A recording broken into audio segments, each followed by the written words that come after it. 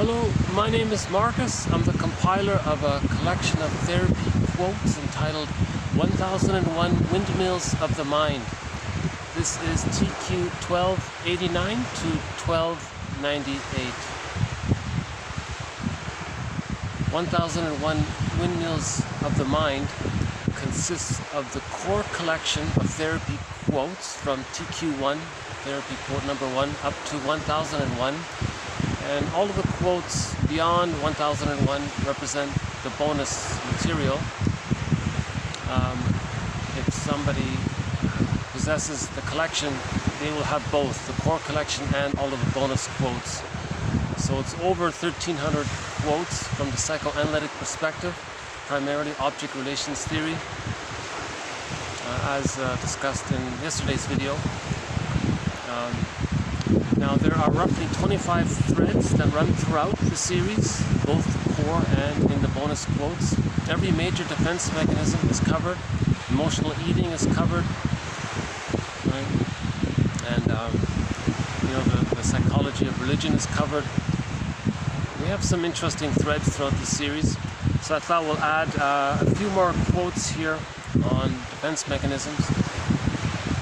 So again, a defense mechanism is a maneuver of the mind or of the ego to help the person not feel anxious if the anxiety is too much.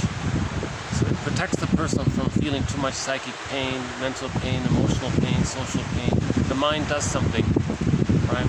Usually it represses it, it denies it, it buries it somehow. We call it repression. Many people consider that sort of the mother of all defense mechanisms. Now that's, a person can't really always repress all of their painful memories. So it leaks out. Now when it leaks out, then the psyche, or the ego part of me, adopts additional defense mechanisms. So for example, if the person feels that maybe they like something, but that's been repressed, there's too much pain around it, they may express it in reverse. They might say they don't like something, when really they do like something. It's called reaction formation. So reaction formation is a defense mechanism where you express something in the reverse because it's coming up, but you can't admit it, it's too painful. So one way to deal with it, it's like a compromise, you speak about it in reverse. That's reaction formation. Or if something belongs to you, but you can't admit it, it's too painful, you say it belongs to someone else.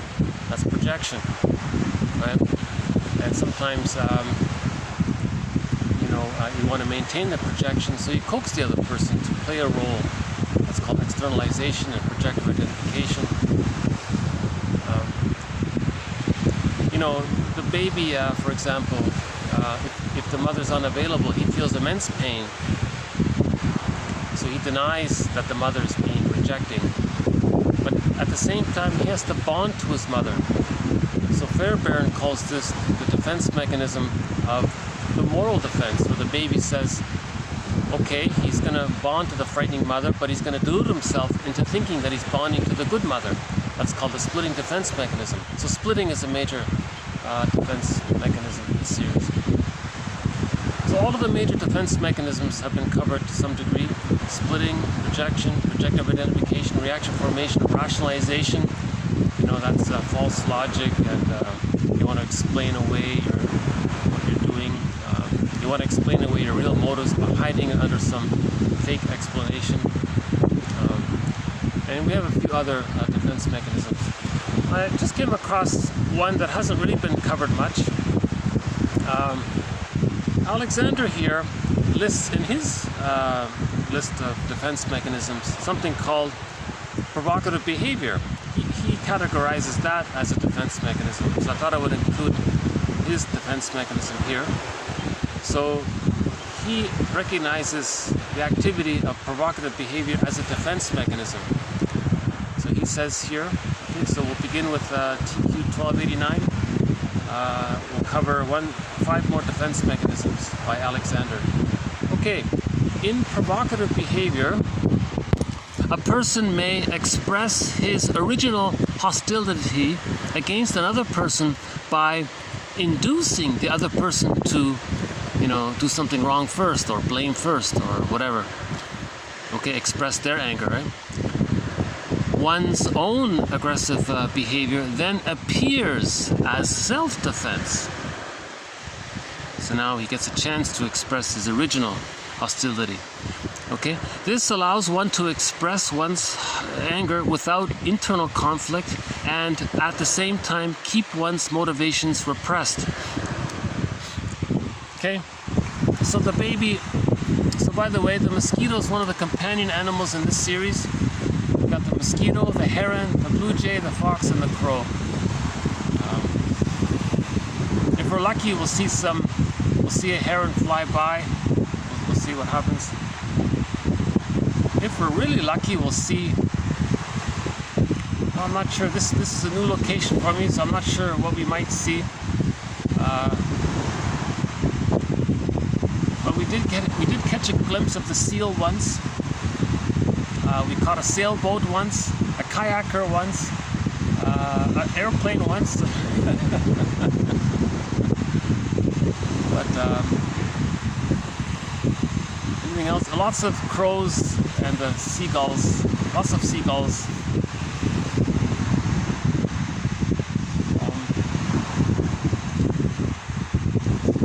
Here's something interesting here. Some of the cliff over there. The red rock.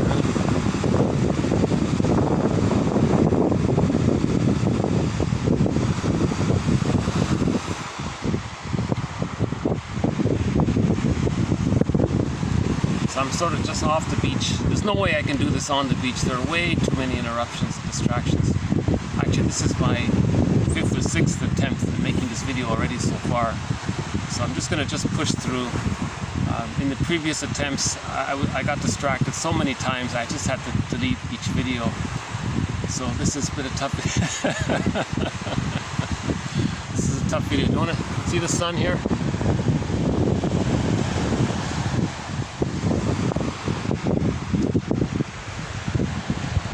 So what might happen is I might hit the pause button on occasion if I get distracted or something. But I'd like to cover these quotes here. So let's move on. Okay. Again, let's say the baby. Fairbairn has this thing called the moral defense. If the mother's frightening more than loving, the baby has to repress and deny his painful feelings, his hurt, his anger towards the mother. He deludes himself into thinking that the mother's all good, but that's a trick of the mind. So the mother's all good, and then he thinks and he believes that he's all bad. So that's the I'm not okay and you're okay position. That's called the moral defense. Now this is temporary. This gets sorted out by the age of 3. Right? But let's say it doesn't. Let's say there's arrested development there. Let's say that the mother was more frightening than loving during those first 3 years. That means the child has to keep on using the splitting defense mechanism, right? Denying that the mother was so frightening and always thinking that she's so wonderful. Right? Now, what might happen is there are variations of this. If this is very severe, within the first 15 months, the child can't take it anymore. Another defense mechanism, which we've covered, is called identification with the aggressor. The baby just becomes like the mother, because they're still fused there. He doesn't get enough love to differentiate from the mother. He just becomes the mother. And then he rejects himself. So he does to himself what his mother did to him. But since he's the mother, and since the baby thinks the mother was okay, and now he's the mother, he now thinks that he's okay, and that he himself, okay, what he does is projects it onto others, and then says that others are not okay. Meaning, he's trying to communicate that his mother, he's trying to communicate his understanding of his mother's position, that the mother was okay and he wasn't okay. He takes on the mother's role, and then said that he's okay, and that others are not okay, meaning he projects his wounded self onto others. So Bergler calls that a negative magic gesture. Right? This, I'm okay, you're not okay, that's a very severe trauma. It's not something that you think is okay. It's actually a very, very severe trauma. Because the child, what normally happens is at first the baby might think he's not okay and mother's all great. And then later the evolution is he's okay and mother's okay. That's the whole object relationship. It should never get to the point where he identifies with the aggressor. Okay, so that's the narcissistic pattern. So let's say a person does have the narcissistic pattern and they have this deep memory of the mother being so rejecting. There's a lot of anger there. So he represses that. So there's repression. Now, he can't always hold that. How does he express his anger? He can't accept it and feel it because it's too much. It's too painful to feel his anger at his mother. So in later life, it sort of leaks out. How does it leak out? In other defense mechanisms, like as a kind of compromise to repression. It's not healthy. A person will get ill if they always repress their emotions so much. So the person wants to express his anger at his mother. How can he express his anger at his mother when he can't admit that he's angry at his mother? So unconsciously he'll coax others to do something wrong, and then in the name of self-defense he'll blame that other person or criticize it or shout at that other person or whatever it is, whatever form that takes. See? So now he's expressing his anger at his mother through the projection of his wounded, devalued self onto a non-threatening, safe substitute other. So what he does is he finds someone who's safe, coaxes that person to do anything wrong. He can make it up, he can even dream it up if he wants. So he has to rationalize, lie to himself that he's going to be angry at that person or say bad things about that person, right? That's a rationalization so he can get his anger out at his mother. You see, so the baby, with all that pain and unconscious ambivalence towards the mother, you see, so Alexander is saying here that's one way that calls this a defense mechanism when the repression fails. Nobody can repress their unconscious anger towards the mother their whole lives. Usually at midlife something happens, the body bears the burden, they become irritable, or they make negative remarks towards other people. They don't know why. Why are they being maybe rude or something, or saying rude things? So their anger at their mother's leaking out, you see. But if the person doesn't want to admit that, it goes against his image, it goes against social norms and all that. He has to coax the other. He has to make himself and others believe that the other is wrong and he's right in expressing his original anger towards his mother through the proxy, through the safe substitute, right? The substitute other is holding in his unconscious fantasy that safe substitute other is his mother. Now he's angry at his mother through the safe substitute other. And he has to convince himself through rationalization. Again, rationalization is some kind of a fake logic, long lies, convoluted logic, to hide what he's really doing. And maybe others will believe it. Really? That person's so bad? Doesn't seem so bad? And the person will create some long excuses and make some lies up. And, you see? So, now the hostile provocative attachment style. You see, in an earlier video we talked about the baby who was prematurely ejected from the symbiotic egg with the mother. So every baby needs an extended womb. The original womb, babies come out too early, so they need an extended womb called the stage of symbiosis. Now, if they don't get that, the baby is very enraged. That's called the hostile provocative attachment style, or the bully pattern. So they're looking for someone in later life to fuse with, to be that mother, to fuse with them. It can't be done. It's a secondary delusion. No one in the present can be that good breast mother, travel back in a time machine and offer that love and comfort that they didn't get and change history. Now, Bergler says he's trying to communicate the problem. He's trying to say the reason he's being provocative is to say that when he was a baby, he didn't get his symbiotic needs met. Now he's angry at his mother, and he wants to form that fusion. You see, the more frightened the baby is, the more the baby fuses with the mother. So the hostile provocative pattern, or the bully pattern, he wants to frighten someone else and get that other person to be fused with them. He's trying to get his mother to fuse with them. The baby originally wanted his mother to fuse with him. You see, so This provocative behavior can come about through the hostile provocative attachment style, through the narcissistic pattern, where the main emotions of the narcissistic pattern are hate, greed, envy, grenby, spite, vindictiveness, schadenfreude. See, they're sort of stuck there. The person with the narcissistic pattern is fixated at the rejection level of not getting enough love to differentiate from the mother, and he's angry. The hostile provocative attachment style, he's fixated at the rejection level of not getting his symbiotic needs met. So he's trying to find someone else to fuse with. You see. Now a person with a codependent pattern, they might be a little provocative to try to find someone who will love them and support them. That's maybe not so they're the pleasers and being overly helpful with others maybe. But I think what he's saying here is this provocative behavior more relates to the trauma prior to the age of 15 months.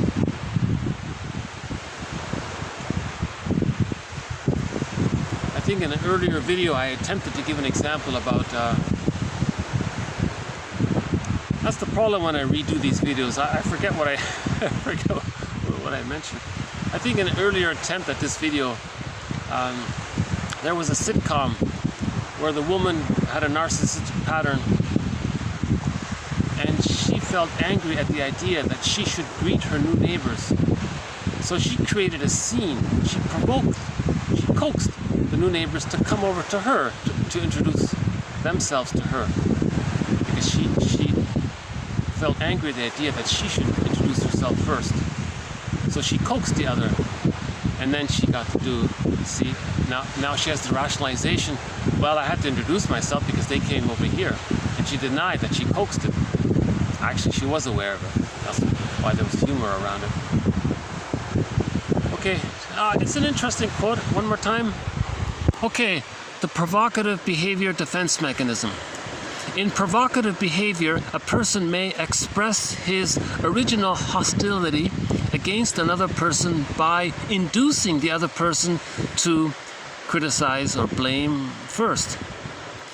Then one's own original aggressive hostility then appears as self-defense. This allows him to express his hostility without internal conflict and at the same time keep one's motivations repressed. You see, originally his anger at his mother is repressed. He wants to keep it repressed. So he coaxes others, gets angry at them, and he keeps it repressed. You see, so the provocative behavior is like a supplement to add on to the repression. So first there's the repression, and then all of these other defense mechanisms are trying to aid the repression. Interesting theory about that. Okay, let's move on to projection. Projection is the avenue by which the unconscious makes itself known to the conscious. You see, so the positive intention of projection is for the person to be aware of what they're repressing, what they're denying. Okay. So we had that quote earlier, you know, he is blah blah. Change the he is to I am. Very often that can be a way to own one's projections. Okay, projection.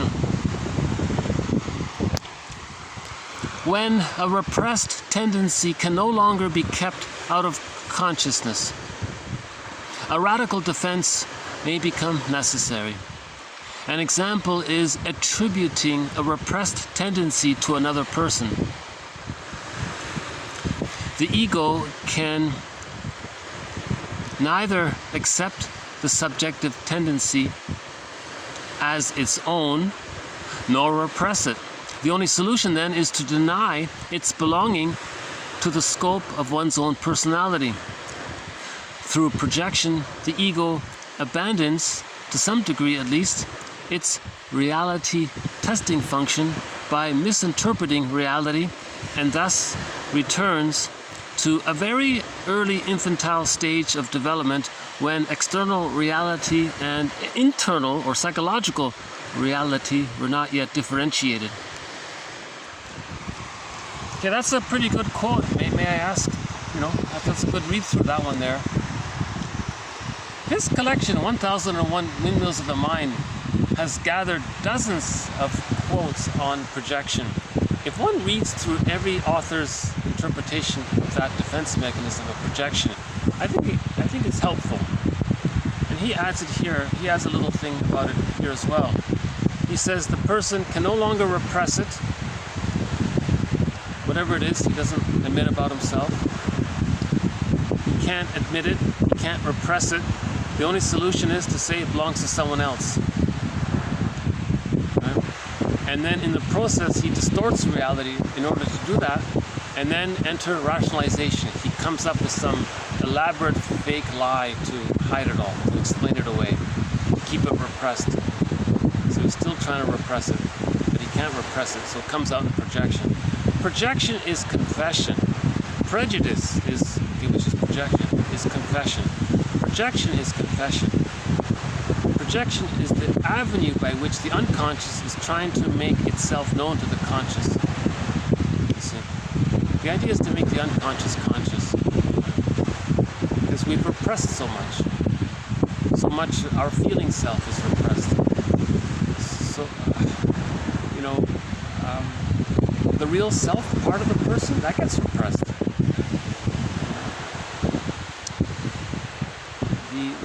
The real self part of the self allows a person to mourn losses. It allows the person aliveness of affect. The real self part of the self allows a person to feel joy and spontaneity and playfulness. The real self part of the self allows the person, I'm okay, you're okay relationships, mutuality. Right? But to get to the real self, to have access to the real self, one needs the psychological birth. Man's main task is to give psychological birth to himself if he didn't get it by the age of 3. Now, an insecure attachment style prevents the psychological birth. The arrested development blocks it. And we can see this through the continued use of splitting, projection, reaction formation, objective identification, all these rationalizations, the narcissistic pattern, the hostile provocative style, the codependent pattern, okay, that Iago character, always pitting others against themselves. This is all arrested development. They're all in rebellion, in anger against the mother. They're trying to master the trauma with the mother by showing her up to see if the mother can change. And they're trying to communicate what their mother did to them, basically. You see, so an insecure attachment style prevents the psychological birth. So I won't go over it here, but there is a thread in this series called the psychological birth, meaning that the psychological birth doesn't automatically happen with the biological birth, that there's a process called the separation individuation process. First there's symbiosis, then there's differentiation, getting the key out from under mother's pillow, practicing rapprochement, whole object relations, I'm okay, you're okay, and then the person's life force can affect to his self-representation. You see, then the person has access to the real self as described by Masterson. One of the mentors in this series is James Masterson. So I highly recommend his book, The Search for the Real Self. That book has won a Golden Windmills of the Mind Award, The Search for the Real Self by James Masterson. Okay, so we added one more here on projection. We'll do one more on rationalization. Okay, rationalization allows the ego to keep the unacceptable repressed, since the selected motives can sufficiently explain the act in question. So his example here is, okay, I blame him because he's wrong, not because I envy him. Again, rationalization allows the ego to keep the unacceptable repressed, since, okay, the lie, the selective reason, okay, his excuse, can sound reasonable. Okay, so it sort of sounds reasonable. The guy might say, well, yeah, I criticize him and blame him because he's all wrong. He's doing that, and that sounds reasonable, and he may try to convince others why he's wrong, but the real reason is he's envious of him. He doesn't want to admit it. Person with the that's another thread in the series about envy, hatred of the good. See, the first goodness was the breast. Right? If breastfeeding went afoul. So hold on a sec. We have a couple of seagulls here. Okay. Oh, another one there.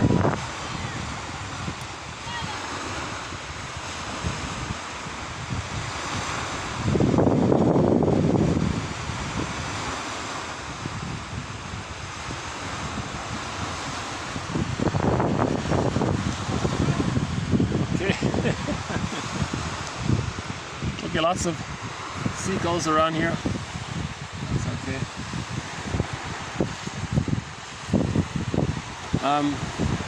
You see, if the breastfeeding went foul, breastfeeding was good, right?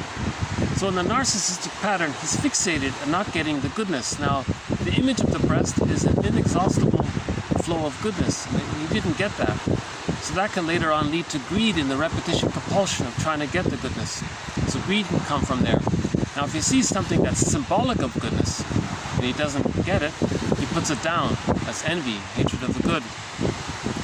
Now that Iago character, if the breastfeeding was very severe, using the bottle and the schedule and a lot of trauma around there, that person becomes very detached. That's the schizoid pattern. But what they might do, they might become like Iago. Iago doesn't bother with greed. He thinks I'm not okay and you're not okay. Okay, mindset. So he puts everything down. He's envious of everything. So that's why he spreads lies to get others against themselves, and he sits back and he enjoys his schadenfreude, the relief. Now again, that character Freddy in the comic, another Golden Windmills of the Mind Award was issued to the comic book series 1955 Dark Horse Publishing called Psychoanalysis. There's a character there called Freddy. He was on the verge of becoming Iago. His father was aggressive, his mother was inappropriate. He accidentally got his parents arguing amongst themselves, and he enjoyed it. It was a relief for him. The pressure was off him, you see, and he was going to develop that as a pattern for his personality. You see, but the therapist caught it. So let's say the person is like an Iago character. Iago is very envious and he spreads these rumors. He might create some rationalization. Well, they got to learn, they got to teach some things. And you hear that sometimes, people make the rationalization. And I notice it is popular in certain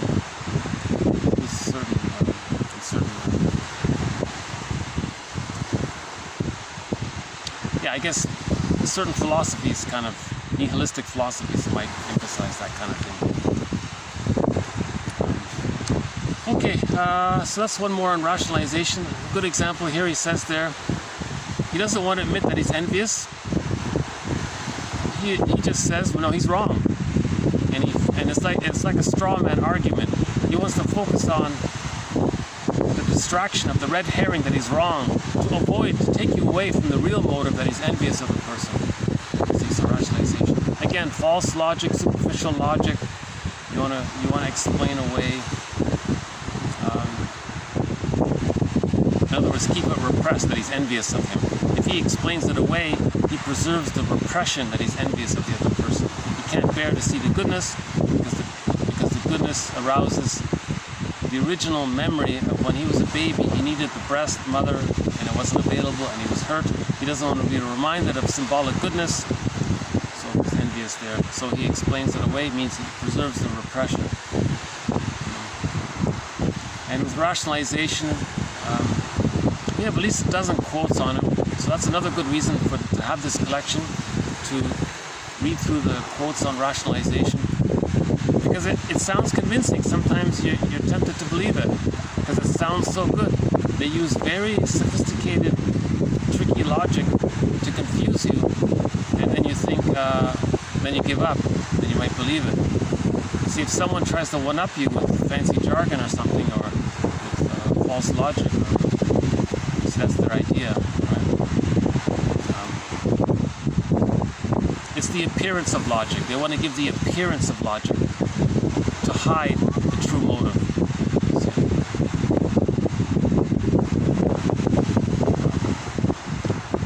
See, the origin of all this is with the narcissistic pattern. The mother was using all sorts of excuses to parentify the child, use the child, exploit the child, use the child as a self-object.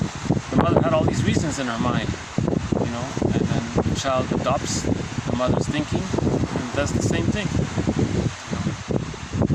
So we have a thread on the Jocasta style of parenting, a huge, very, very challenging thread in this series. A lot of people won't like it. There's a huge resistance to the idea, because that's the moral defense. The baby has to think that the mother is good, to have the attachment, you see. But healing is when we face the unconscious ambivalence. So Kernberg says this, healing is you face the unconscious ambivalence with the mother, heal the splits, forgive the parents, achieve whole object relations, get the key out from under mother's pillow, then you achieve the psychological birth, and then you have access to the real self. So rationalizations, we want to face them. Bergler's very good at this. He's always confronting people's rationalizations. People want to believe their own lies, keep things repressed. Okay, another one is this body-mind connection here. Okay, psychosomatic symptoms or conversion have a symbolic meaning and serve both the expression and the negation of the repressed material, memories, emotions, etc. Okay, so here's the mysterious link between the mind and the body. So a person keeps something repressed. Maybe he does, maybe he is provocative, and he projects, and he uses rationalizations. But he's got so much hurt there from growing up with the bottle and the schedule, it's not enough. So now the body bears the burden, develops the symptoms. Now the symptom, the physical symptom, is symbolic of the repression. And at the same time, it's trying to keep the repression. See, so it has a dual thing there. Okay, next one. And we had that example from Woodman. The guy had that huge belly. He had separation. He was a mama's boy. He had separation anxiety. When his mother passed, he gained this belly. Woodman said, you're carrying your mother around with you because you can't leave her. So the belly was an expression of his anxiety of losing his mother, and at the same time a denial of his pain of losing his mother. So it's a compromise, conversion, conversion reaction, compromise, psychosomatic symptom, etc.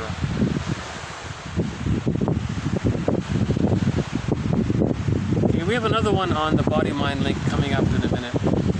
Okay, the next one from Alexander here is identification. So usually, the child identifies with the parents. It's a healthy thing, it's part of his development.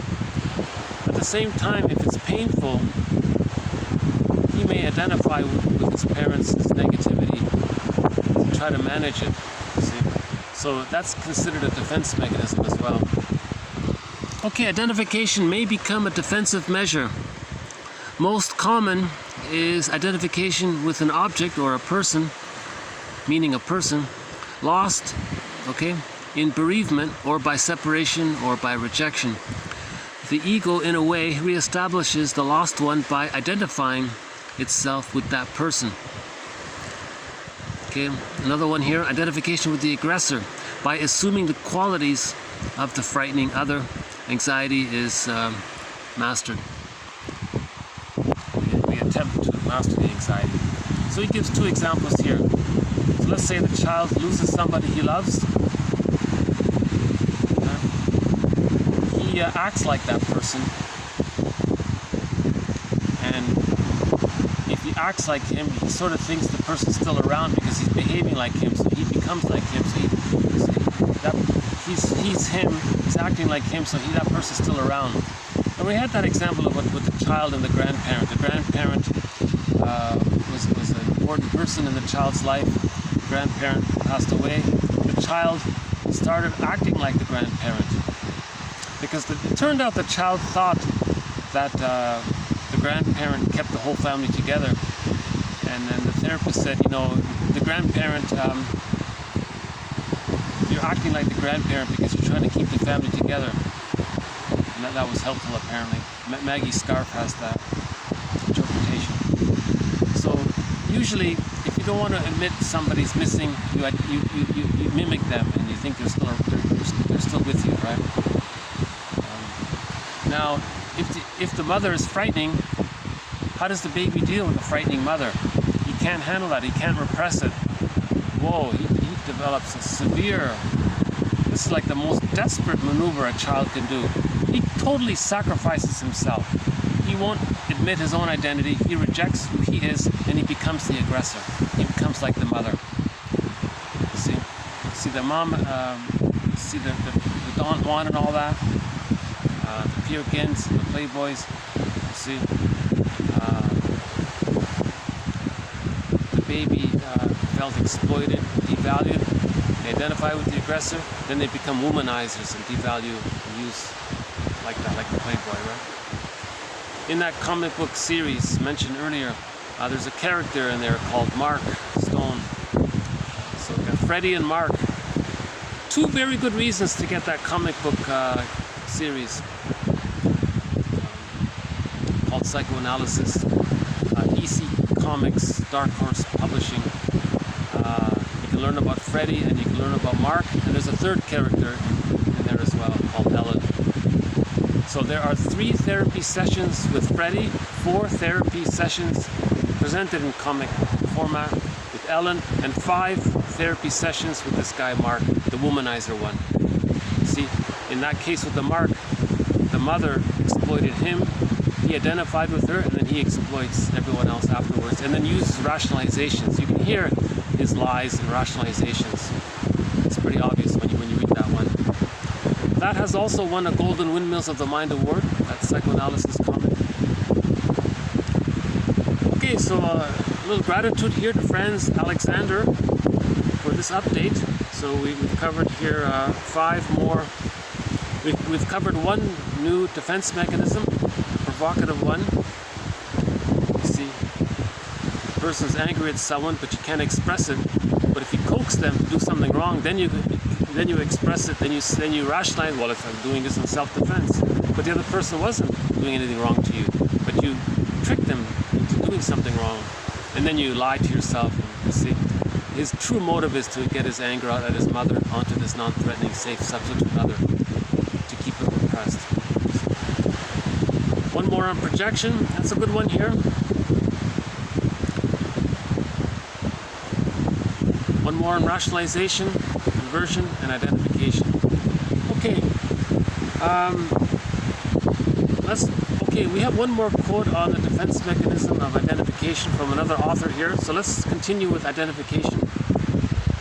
Okay, identification as a defense against anxiety and coping with loss. Taking on their symptoms or their personality traits, okay? Or there are constructive identifications.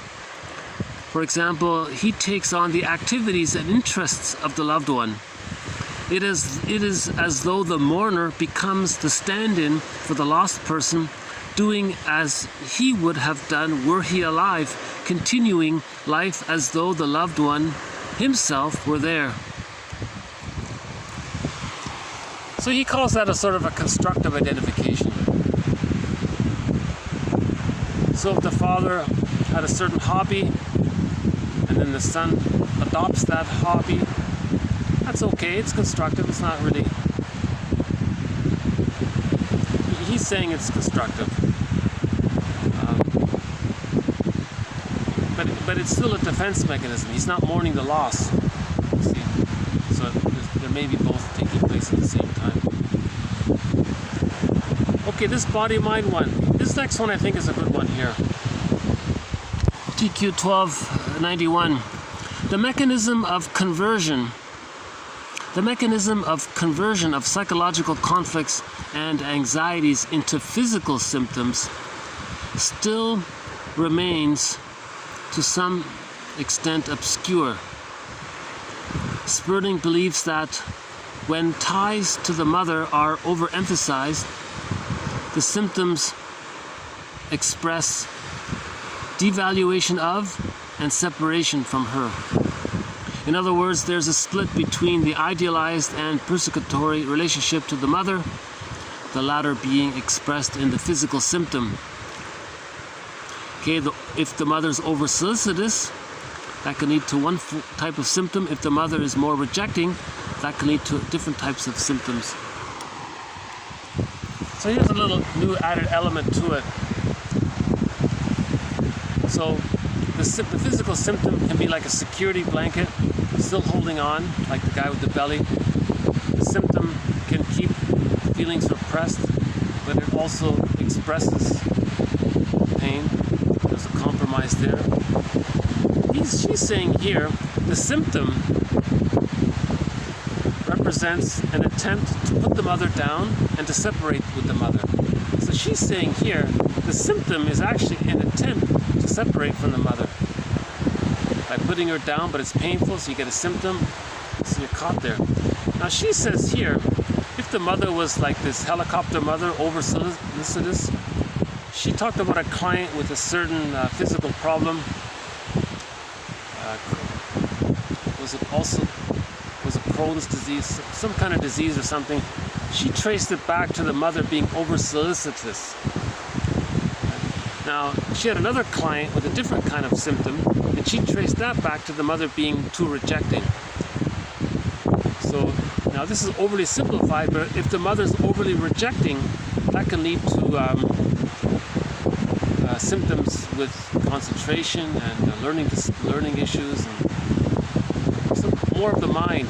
But if the mother is too solicitous, that can lead to symptoms more of the internal system.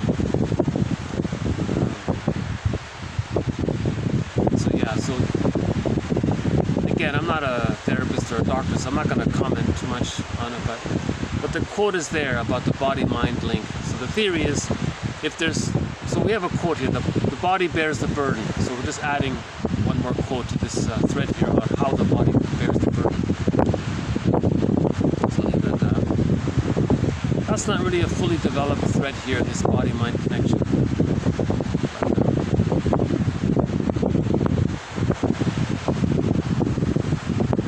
See that TV series, that medical drama House, right? See, they talked a lot about this indirectly, I think. Anniversary reactions, you know, that's a mind-body connection, right? Okay, we'll do a couple of more here. Hold on a sec.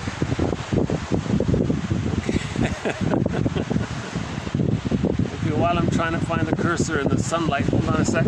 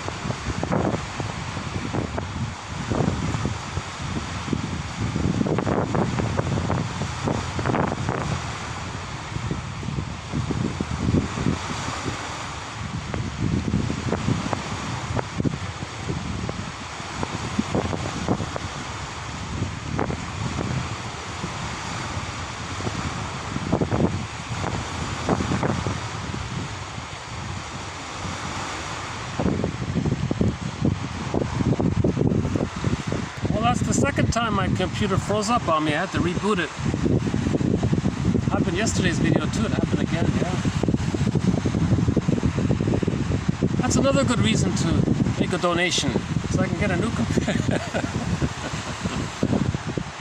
This is a very old computer, but it's still, for the most part, working quite well.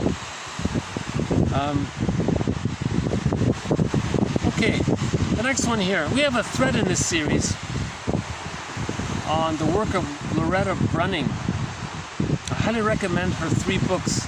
One is called Meet Your Happy Chemicals. The other one is called I Mammal, right? It resembles I Pencil, I Mammal. And the third one is Beyond Cynicism. She talks about dopamine, serotonin, and oxytocin primarily. It's very interesting. So yesterday's video we covered some of Brunning's work there. So may I refer you to yesterday's video, the one in the grass. Was it that one or the one before? It's either that one or the one before. So dopamine for the chase and serotonin for the catch.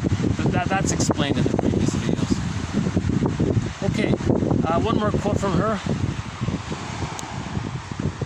Okay, cortisol tells your higher brain to find, okay, understanding, safety, and if the psychic structure narcissistic, with identification with the aggressor, confirmation.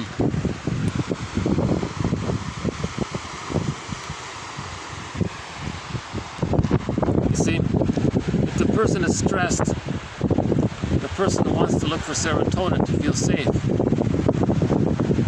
So the dopamine is there to help you to find something that represents the person being able to feel safe, a status symbol. So again, from the mammalian brain's point of view, a higher status means the person then feels safe, or if the person gets food, or they win some kind of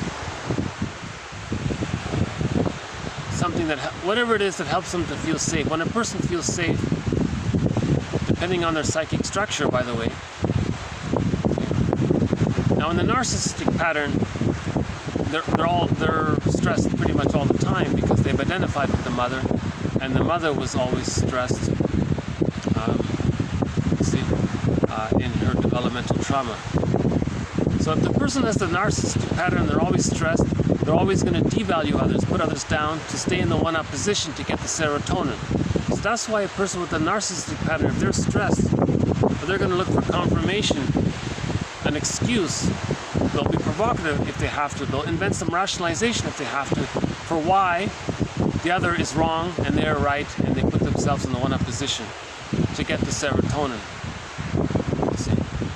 Now, if the person has a secure attachment style, if they feel stressed, I'm okay, you're okay, well, they're going to be curious and search for understanding. Right? If the person is the codependent pattern and they feel stressed, they're going to flee for safety, right? But if they identified with the aggressor, or they have the hostile provocative attachment style, okay, their goal is to preserve that psychic structure by, right, doing to others what the mother did to them, because they're the mother and that's what the mother did to them, and it's so painful and they're caught in that repetition compulsion. Doing to others what the mother did to them.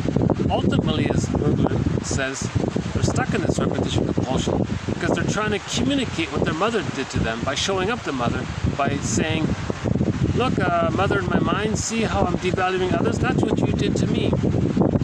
See? So they're still in battle with the mother, in other words. So people who are negative and pessimistic, they're still in battle with the mother. They're stuck there.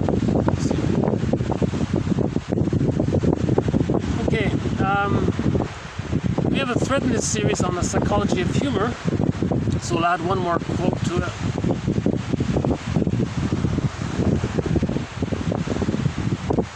So may I refer you to earlier videos in the core collection that cover the psychology of humor, so I'll just add one more aspect to it. Okay, TQ 1293. Perhaps the reason why we find a failed joke or unsuccessful comedian so unbearable is that it takes us back to the feeling of betrayal when mother mistimed or was misattuned. Perhaps too that is why we are grateful to skillful comic writers or performers, because we can trust we will not be betrayed in the vulnerable act of giving ourselves over to laughter. I include this one. I wasn't going to even include this one here, but I thought, okay, let's put it in here as a question mark. So this is a question mark. His theory here is that originally the mother was attuned to the baby's needs. The baby felt stressed. The mother was attuned. He felt relief. Now think of that rhythm. Stress, mother is attuned, meets the needs, the baby feels better. Now in the repetition compulsion, that went awry with the mother, the comedian is trying to, in a way, tap into what was supposed to have happened. The person felt stressed, then they felt better. Okay? So the baby felt stressed, the mother was attuned, he felt better. So the comedian wants to kind of reenact that somehow. The audience members feel stressed in their lives.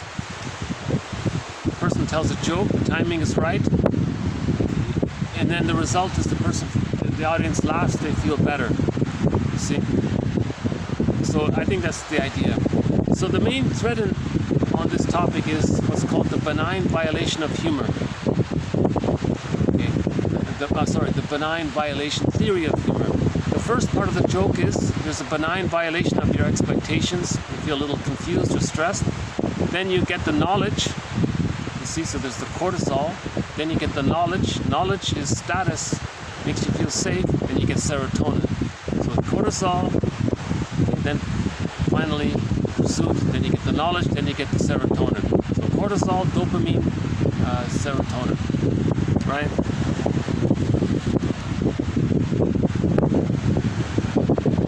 So, a typical knock-knock joke is you're confused. What's this about? So it's a benign violation. So you feel a little anxious there, but not too much.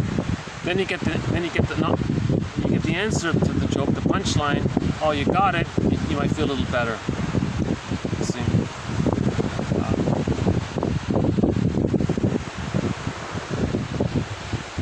Okay, so just this idea of the attunement, right? Now, it could be that many comedians didn't get attuned, and they're doing what's called a positive magic gesture. They have become a comedian to say to their mother in the mind, look, I needed attunement. See how I'm attuned to the audience and I give them stress release? I wanted you to give me stress relief. Burglar, see, regarding that, Burglar has a joke. He tells the story of a client. I'm not sure how exactly it goes. I've never told this before, but something about a guy. Oh yeah, a guy goes to see the therapist, right? So Burglar tells a joke about a guy who goes to see a therapist. Now the therapist explains that the therapy process is involved, it takes work. And the client says, oh no, I don't want to do work, I just want to feel better instantly. The therapist says, well then no, this is not for you then. Maybe you should just go to Griswoldy, the clown show in town. Griswoldy, he's a very good at giving people momentary little bursts of laughter, and you feel better for the moment. And the client says, oh no, that's not going to work. The therapist says, why not? Because I'm that guy. I'm Griswoldy. Something like that. So comedians are neurotic generally, but maybe they're making others laugh to say to their mother in the mind, look mother, you see how these people are so stressed and I make them feel better? I wanted that from you. That's called a positive magic gesture. So Edmund Burglar is one of the mentors in this series, by the way.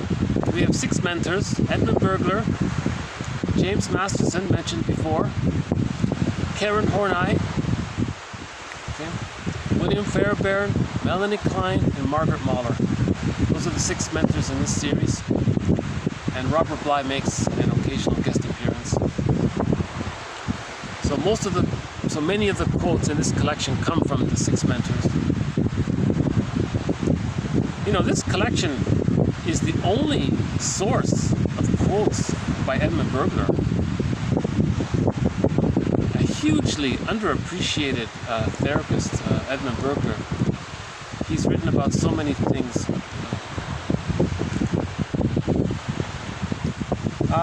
Okay, next one here. Okay, TQ 1294, feeding, especially at the mother's breast, not only satisfies hunger, but also conveys to the infant the tactile and kinesthetic sensations of being protected. It preserves the security of the symbiosis. Any quote that I come across that promotes the value of breastfeeding, I'm going to include it. So we have what's called a psychosomatic breast and the alexithymic breast, the bottle, unfeeling. Now the authentic breastfeeding, that helps the child to internalize his own soothing ability. Because the breast is alive, it's a part of the mother, it's the mother. The mother is soothing the child internalizes that function for himself. Now the bottle can't do that, you see. So he's saying here, yes, the hunger, yes, okay, but also it conveys to the infant the tactile and the kinesthetic, that's the psychosomatic sensations of being protected, and it preserves the security of the symbiosis. Remember, the first stage of the separation individuation process is the stage of symbiosis. The baby doesn't know where he ends and his mother begins. Roughly at the age of 3 months, the baby gets the idea that he's separate. He begins to get the idea that he's separate and his mother is separate and they're different people. Now this is the differentiation process. This is hatching out. But in order to hatch out, he needs that egg. He needs those 3 months of symbiosis. Now, the breastfeeding protects the symbiosis. The breastfeeding preserves the symbiosis. The child needs the symbiosis to leave the mother. He needs enough love to leave the mother. Now, if he's traumatized in those first 3 months, that can lead to the hostile provocative attachment style, right? Where he uses provocative behavior as a defense mechanism because he's always angry at not getting his symbiotic needs met. So breastfeeding is highly recommended. Now, there was a quote that said, theoretically, it's possible for a child to still achieve a secure attachment style with the bottle if everything else about the mother's attitude was, if there was enough motherliness overall. One author says it's possible. I doubt it. Why take that risk? Just breastfeed and the mother can breastfeed and be attuned to be safe. Oh, hold on.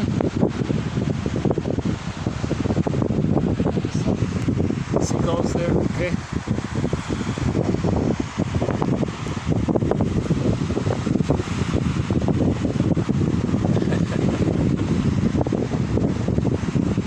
Yeah, it's nice to do one with the ocean in the background.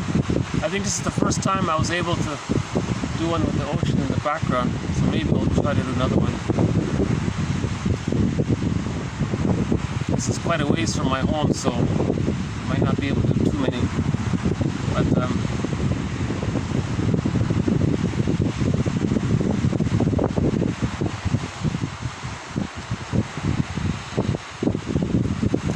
I just had this little mini fantasy that I had a home in this area and I could do more videos here. So.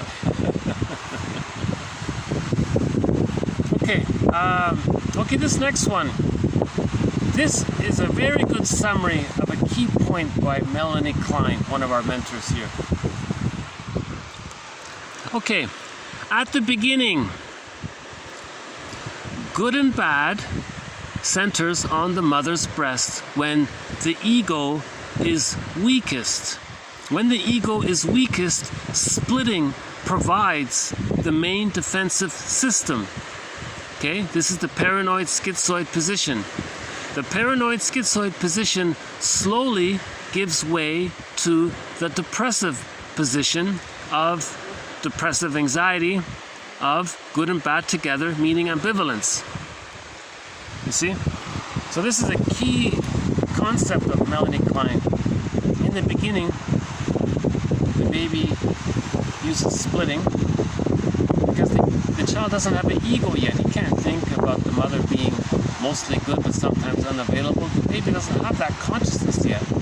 So he creates the delusion that his mother's all good, and when the mother's frightening, that's not his mother. That's a different person. So it's splitting. That's the paranoid schizoid position, she says, because if that's stuck there, the person will project the rejecting image of the mother onto non-threatening substitute others and think they're so bad. So that's paranoid-ish. That's paranoid-ish like. You see, this safe other is not the frightening, rejecting mother. Because again, from the baby's point of view, the giantess in the nursery being so rejecting, that's like a monster in his mind, a boogeyman or a frightening animal. He's operating emotionally from that perspective. So that's why she calls it paranoid-ish like. It's called the paranoid schizoid position. Now the schizoid means the emotionality is so detached from reality. Okay, now this gives way to when the child can get to the point where the mother is one person, not a goddess or a demon. The mother is just a person. That's called ambivalence, and that's depressive anxiety. So the first position is persecutory anxiety. So he's very aggressive and thinks so badly. Fearmonger, hate-monger, agent of hate, agent of fear, all that kind of stuff comes from there, right? Persecutory anxiety. He's still using that splitting defense mechanism. Now with enough love, the splits start to come together. That's depressive anxiety, because the baby would feel badly if he were to hurt the one he loves. But in the splitting, he doesn't feel badly for hurting someone who's not his mother. But it is his mother, but he thinks it's not his mother. He projected it onto someone else. So that's why people with a narcissistic pattern feel no guilt or remorse or any bad feelings, because they're operating from the psychic structure of two people, that the mother's two people. The baby doesn't get that the mother's one person. He can't. The baby can't get the idea that the mother's frightening. So the baby thinks it's a different person. So later on with that structure, if they're hurtful to someone else, they don't feel any bad feelings, because they're operating from the psychic structure of splitting projective identification. That's the paranoid schizoid position. That's severe trauma, right? Now normally what happens with enough love, the split images come together. But if the baby's too frightened, he still uses the splitting defense mechanism. He remains in the paranoid schizoid position. See, the prejudice comes from that paranoid schizoid position. So in other words, the more frightened the baby is, the more he clings to splitting. See? Now ideally, the mother's good enough, the split images come together, and now there's feelings of depressive anxiety, because so that psychic structure means you feel badly if you hurt the one you love. You have that psychic structure for that, so you can feel regret and remorse, and then that leads to reparation. You want to make up for it. You apologize to your friend. People with a narcissistic pattern are never sorry. They're never grateful, right? They don't ask, right? See, they're entitled. See? So I think this is a good quote. This summarizes the whole thing in a way. At the beginning, good and bad centers on the mother's breast. Okay, fair enough. The breast is there, it's good. The breast is not available, it's bad. Okay, that's how the baby handles that situation, good and bad, right? Now, in general, when the ego is weakest, splitting provides the main defensive system. Okay? Okay, now the paranoid schizoid position, okay, splitting, slowly gives place to ambivalence, the depressive position. You see? So that's natural development, right? So there's a famous poem, beyond ideas of right and wrong, there's a field, I'll meet you there.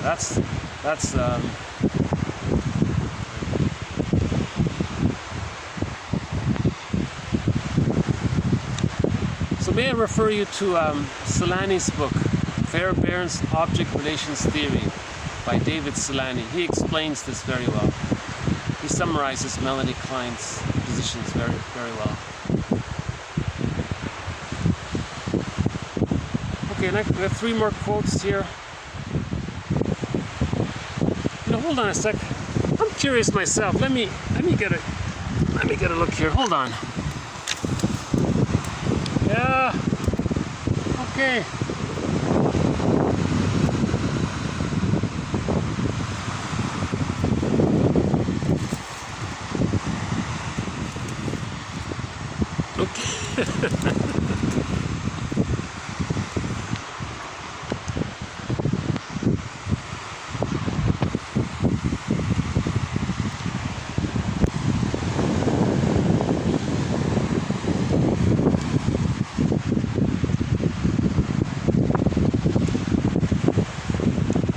Today it's a sunny and windy day. Okay. The next one here about the I'm okay, you're okay. The only psychologically healthy mind is I'm okay, you're okay, or we're okay, they're okay. Okay?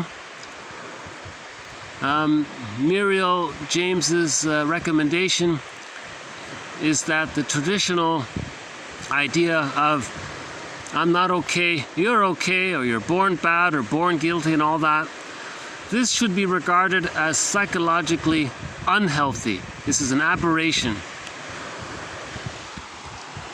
Okay, it's an aberration to live through life with something other than I'm okay, you're okay.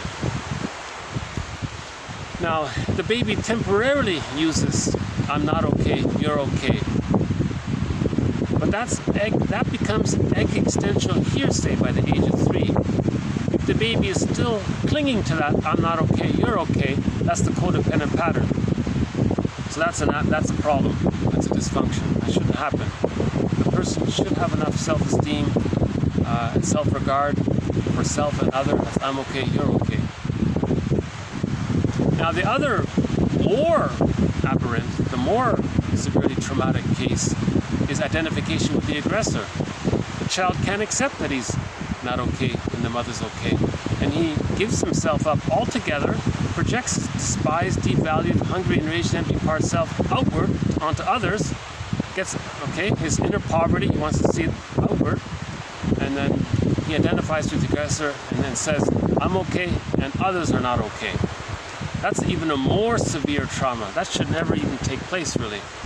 The natural development is, in the beginning, the baby says, I'm not okay, mother's okay. And in healthy development, it ends up with, I'm okay, you're okay. Now this I'm okay, you're not okay, that's a fixation at the rejection level of identification with the aggressor. That's a severe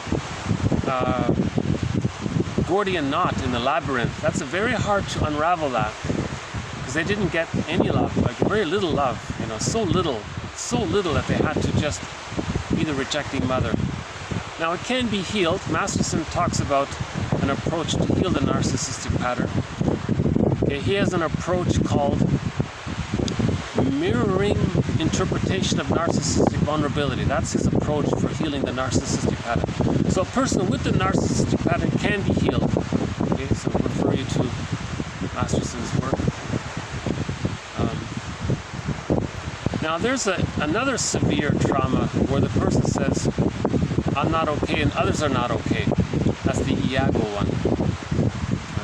Now those three, I'm not okay, you're not okay, or I'm okay, you're not okay, or I'm not okay, you're okay. Those three are, it's unnatural. They're aberrations of development. Okay? The only healthy position, she says here, is the I'm okay, you're okay. This is natural development. I mean, Jane Elliott says we're all one family, we're all cousins, literally.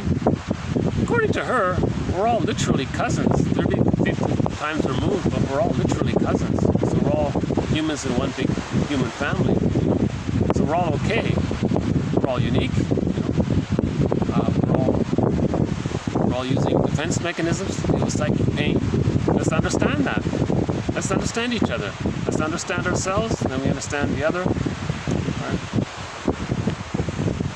Self-forgiveness leads to forgiveness of the other, and so on. Okay, the next one here. Okay, this next one here is sort of a long, convoluted way of saying something very simple. He's saying here, the baby has a good relationship with his mother, then he becomes a healthy adult. That's an analogy of the therapy process. The client has a good relationship with the therapist. Later on, he leaves the therapist and he's autonomous.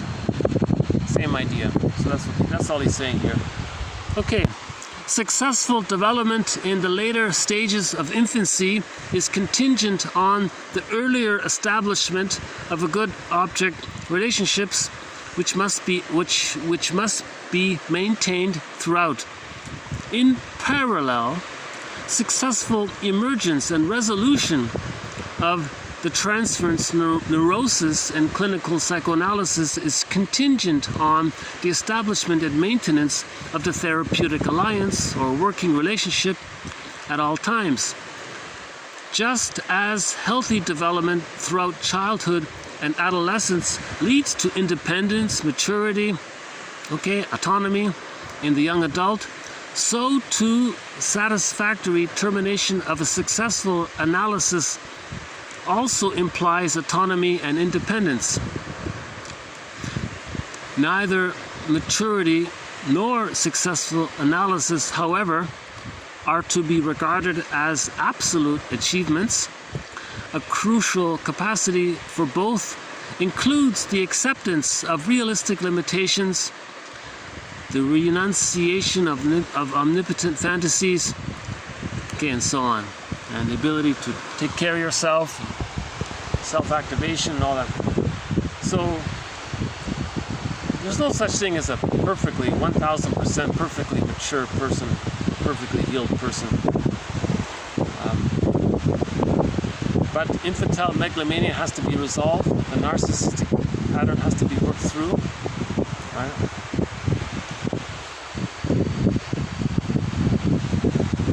Okay, in other words, in both cases there's mutuality. In both cases there's I'm okay, you're okay. The baby achieves I'm okay, you're okay at the age of 3, and the client achieves I'm okay and others are okay at midlife or whatever. Right?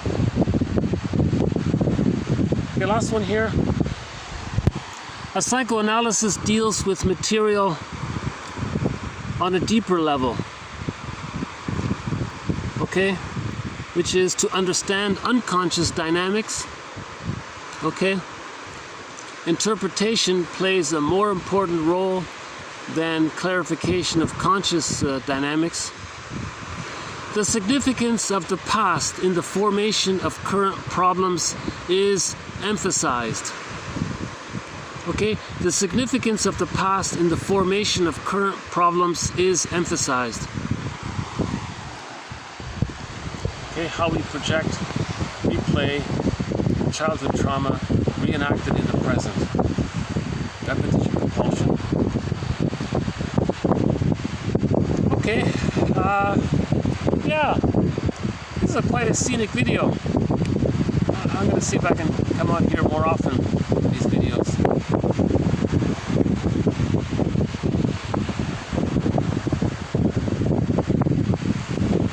So, we'll just wrap it up with our theme song here.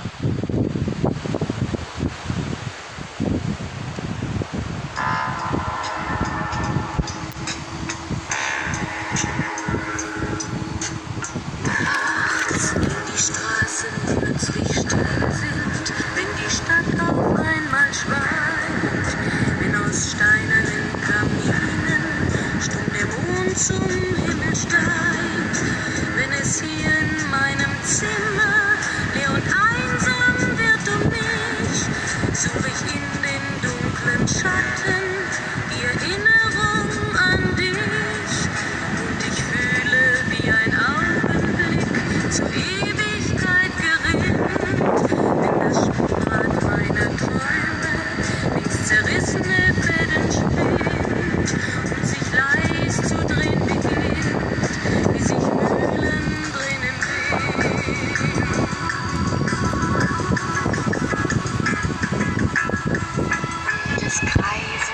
Okay, so thank you very much. This has been TQ 1289 to 1298. We started off with a new defense mechanism. Provocative behavior. That's an interesting one. It's related to projective identification, actually. But this makes it more clear. I feel like this post sort of makes it, kind of spells it out more clearly, this provocative behavior. They're angry, but they can't express it. So they create a scenario and then lie around it. Now they have an excuse to be angry at the person. see, you can imagine a lot of couples doing this with their passive-aggressive behavior. Projection. Here's another good quote on projection. The ego can neither accept the feelings, can't own it, can't repress it, so he says it's outside. And then he distorts reality by that. All defense mechanisms distort reality. Right? Rationalization. One on that. Okay, so psychosomatic symptoms are like symbols.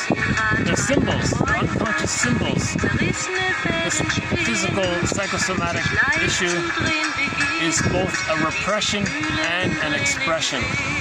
So, identification. Let's understand, that's intuitive, right? The child mimics the parents.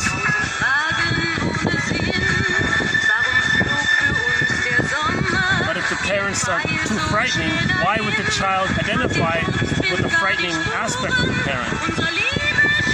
That's an attempt to master the anxiety. So if the parent is rude and the child becomes rude, he's doing it, so he feels like he's having some control over the rudeness of his parents. See how that works? Okay,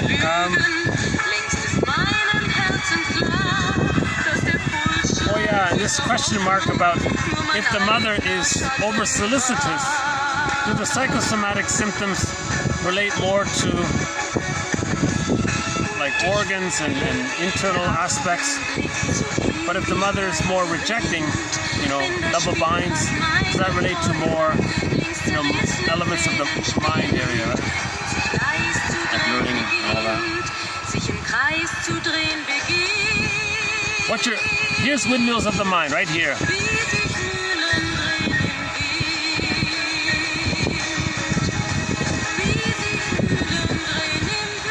In the Windmills of the Mind. All of these quotes are Windmills of the Mind. We now have roughly 1,300 Windmills of the Mind available. This is a great collection, I think. Hey, we added a little bit more about Loretta Brunning's work about dopamine and serotonin. If a person is feeling stressed from the cortisol, they're going to open up their dopamine to get the serotonin. Right? Okay, a question mark about that humor one, about the attunement, the importance of breastfeeding, the psychosomatic breast. Okay, this one about splitting. I'm going to repeat this one here, 1295. At the beginning, good and bad centers on the mother's breast. Okay, the breast is there, the baby thinks wonderful. The breast is not there, the baby thinks horrible, right? And then the baby thinks there are two breasts. There's the good breast and the bad breast. Good mother and bad mother. And they're different people. That's splitting, right? Now this takes place because the baby's ego is at its weakest point. He doesn't really have much of an ego really yet. He's too young. Okay? And in that situation, splitting provides the main defensive system. Okay? So when there's anxiety, the person can use splitting to deal with the anxiety.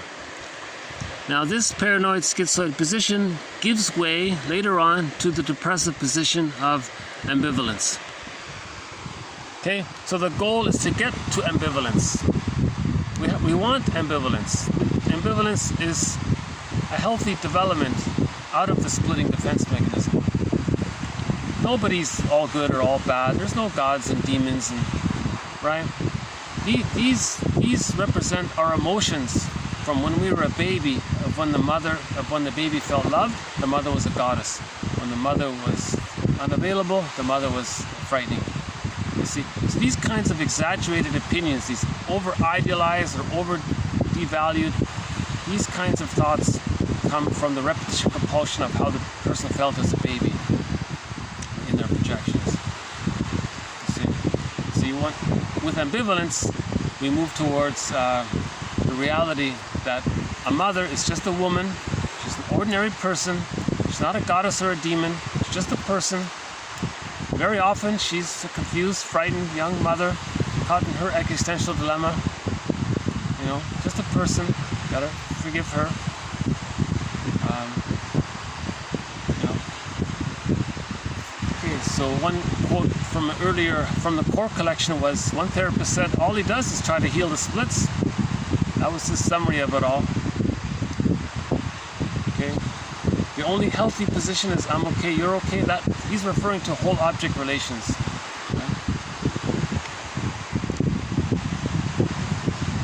Okay, and we ended up on just how, as an analogy, the therapy process sort of resembles the good experience the baby has with the mother.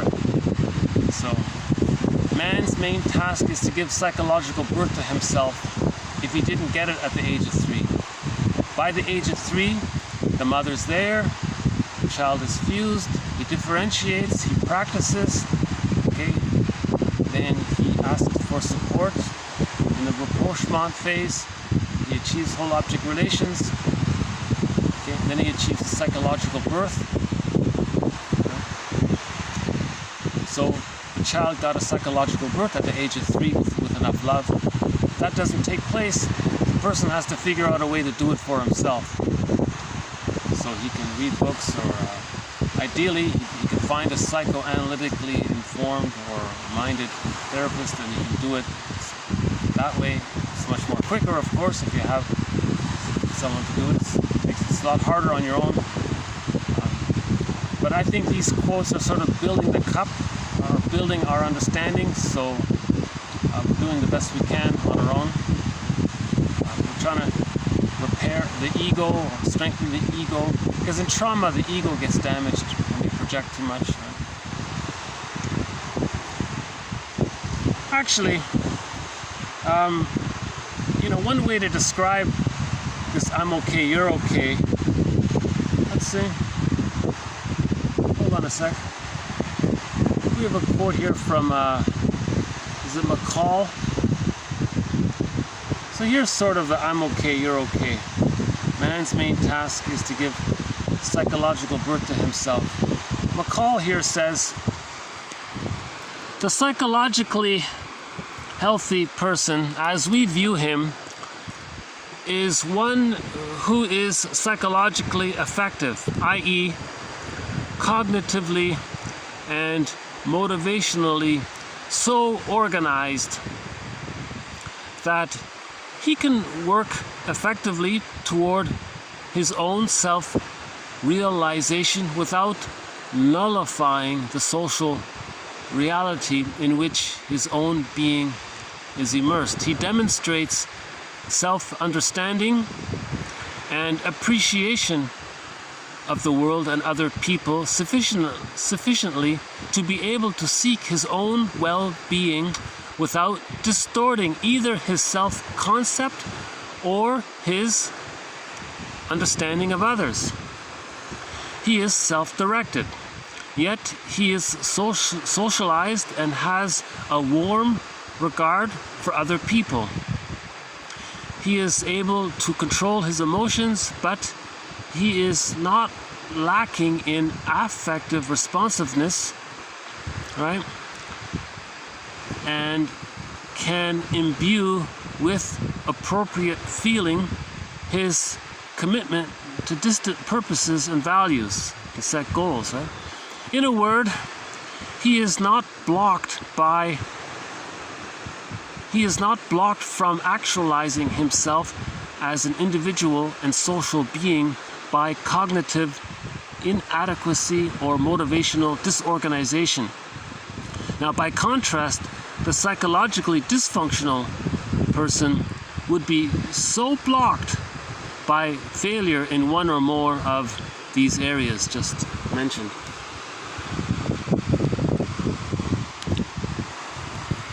So he's talking about activation of the real self, right?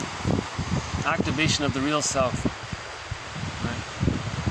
So again, Masterson has a book called The Search for the Real Self. And in it, he describes the real self, right? What that is. And he lists 10 capacities of the real self. Right? The capacity for intimacy and self-expression, the capacity to mourn losses, the capacity to feel aliveness of affect and joy, right? Creativity and spontaneity, and others.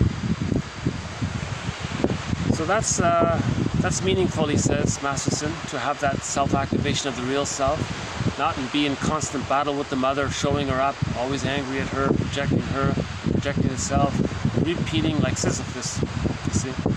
In that hell scene with Ulysses, in the novel version of the Odyssey, Ulysses saw himself as Sisyphus in that hell scene. Ulysses saw Sisyphus, he looked at the face, it was him, you see? So that's an insecure attachment style, repeating the repetition compulsion of the trauma. Any insecure attachment style is trauma, you see? One quote says, in the therapy process, you establish a secure attachment with the therapist. Then you go through the separation individuation process with the therapist. That's what should have happened in the beginning. So you're getting sort of like a second chance that way. Man's main task is to give psychological birth to himself if he didn't get it by the age of 3. You see? So these quotes, 1001 Windmills of the Mind, is a support to help anyone achieve the psychological birth if they didn't get it. Now, if someone has it and they want to help others, this collection is of help, I think. You see? There are a lot of aha moments in these quotes. These quotes, I believe, offer a lot of aha moments. I say that because sometimes I'll read one of these quotes and I'll have a good dream. That's a sign. You see, it loosens things up, you dream more. Hold on a sec.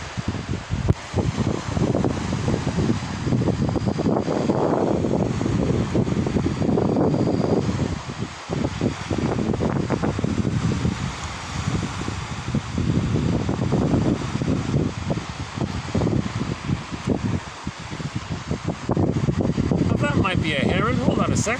Is it? No, just a crow.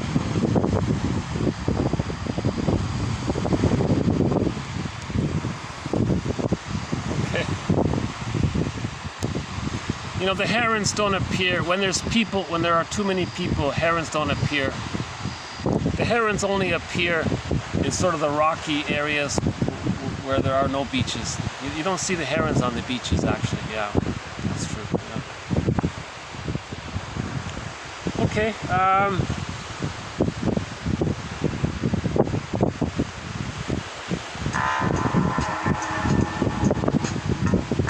So once again, thank you very much. This has been GQ 1289 to 1298. More to follow. We'll have more quotes to clarify our understanding on each of the major defense mechanisms. We'll have more quotes on projection, and rationalizations, and projective identification, right? In the next video, we'll have a quote on what's called isolation. I've never covered that defense mechanism. So that's a new defense mechanism called isolation, where you sort of numb yourself to certain parts of an experience. You accept some parts of the experience, but you're numb to other parts of the experience. It's similar to compartmentalization, but it adds a little nuance to it. So there are, dozens and dozens of defense mechanisms. So I think we've covered at least 20 defense mechanisms so far. Today we've added a new one. We'll have more quotes on, the body-mind connection. And we'll have more quotes on emotional eating and therapy process, interpretations. And we'll have more quotes on Edmund Burtler's work, negative magic gesture versus positive magic gesture. We'll have more quotes on the repetition compulsion gone awry. Yeah. We'll have more quotes on psychology of religion. More quotes on dreams, condensation, displacement. Right? And yesterday or the day before, we had a good quote from Adler. He said, "Dreams are giving you empathy." Another one was, "Dreams are the religion of the mind, or the mythology of the mind." See, we had that quote from Stanford. He said, "It's like getting a letter from a divine source. You have all these dreams. Don't you want to read the letter?" So the dreams reflect our internal object relations world. We're trying to heal, right? So when you read a good quote, things loosen up and things free up. You see, a good quote puts words to something that was repressed. So when it no longer needs to be repressed because you have words for it, you get a dream and things free up a little bit. Right? Okay, I'll leave it here. Thanks again. Bye for now.